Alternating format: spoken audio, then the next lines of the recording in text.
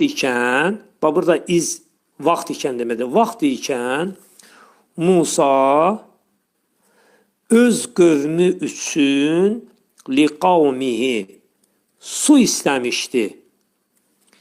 Və burada dediyimiz kimi başlanğıc hərf.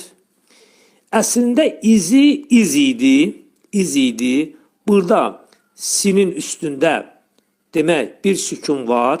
İzin də üstündə bir sükun olduğuna görə sükunlar toqqaşdı və sükun atıldı zəlin üstündən, heza açılmalıdır axı və izis oldu. Artıq aydındır burada.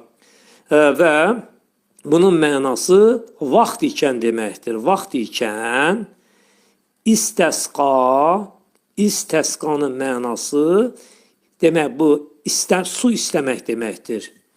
Demək istəsqanın istəf'alə babındadır. Bu söz, feil. İstəsqaya idi. İstəsqaya. İstifal babı necədir? İstəf'alə. İstəsqaya oldu istəsqa. Və kökü nədir?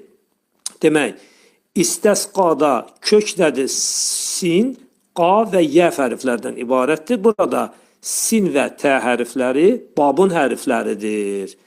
Yəni biz burada babın hərfini kök hərflərlə qarışdıra bilmərik. Səqa feilini tapırıq. Sin, qafiyə.